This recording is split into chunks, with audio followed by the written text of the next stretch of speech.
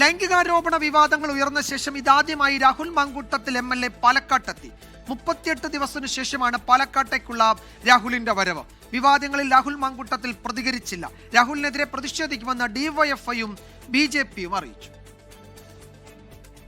പാലക്കാടെത്തിയ Rahul Mamkootathil MLA കോൺഗ്രസിന്റെ പ്രാദേശിക നേതാവിന്റെ വീട്ടിലേക്കാണ് ആദ്യം എത്തിയത്. KSU ജില്ലാ അധ്യക്ഷൻ ഉൾപ്പെടെ രാഹുലിനൊപ്പമുണ്ടായിരുന്നു.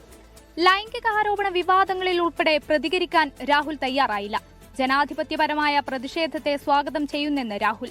ജനാധിപത്യപരമായ എല്ലാ പ്രതിഷേധങ്ങളെയും സ്വാഗതം ചെയ്യുന്നു. ഈ പ്രചാരണ ഘട്ടത്തിൽ ഉണ്ടായിരുന്നതുപോലെ ഓരോ വീടുകളിലും കയറി ഇറങ്ങി എല്ലാവരും പ്രചാരണ ഘട്ടത്തിൽ മാത്രമല്ലല്ലോ, ഞാൻ പാലക്കാടുള്ളപ്പോഴെല്ലാം അങ്ങനെ തന്നെയല്ലേ ചെയ്യുന്നത്. MLA എന്ന നിലയിൽ പൊതുപരിപാടികളിൽ രാഹുൽ പങ്കെടുത്താൽ പ്രതിഷേധിക്കുമെന്ന് DYFIയും BJPയും. DYFI ജനങ്ങളെ അണിനിരത്തി വലിയ പ്രതിഷേധം സംഘടിപ്പിക്കുക തന്നെ ചെയ്യും. ഇത്തരത്തിലുള്ള രാഷ്ട്രീയ മാലിന്യത്തെ പാലക്കാട്ടിലെ ജനങ്ങളുടെ മേൽ കെട്ടിയേൽപ്പിച്ച കോൺഗ്രസ് അതിനോട് മാപ്പ് പറയേണ്ടതായിട്ടുണ്ട്. MLA എന്ന തരത്തിൽ അദ്ദേഹം പങ്കെടുക്കുന്ന ഔദ്യോഗിക പരിപാടികളിൽ BJPയുടെ ഭാഗത്തുനിന്ന് ശക്തമായ പ്രതിഷേധം ഉണ്ടാവും. അദ്ദേഹം രാജിവെക്കുന്നവരെ BJPയുടെ ഭാഗത്തുനിന്ന് പ്രതിഷേധം ഉണ്ടാവും എന്നുള്ളതായിരുന്നു പാർട്ടി എടുത്തിട്ടുള്ള സ്റ്റാൻഡ്. അതേ സ്റ്റാൻഡ് തന്നെയാണ് ഇപ്പോഴുള്ളത്.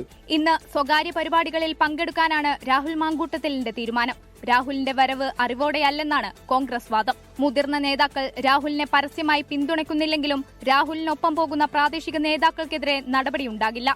ഔദ്യോഗിക പരിപാടികളിൽ രാഹുൽ പങ്കെടുക്കുമോ എന്ന കാര്യത്തിൽ വ്യക്തതയില്ല. പക്ഷേ പ്രതിഷേധങ്ങൾ കണക്കിലെടുത്ത് വലിയ സുരക്ഷയാണ് ഇവിടെ ഉറപ്പാക്കിയിട്ടുള്ളത്. പാലക്കാട് നിന്നും ക്യാമറാമാൻ രാജീവിനൊപ്പം ആയിഷത്തുൽ ഷംന, 24.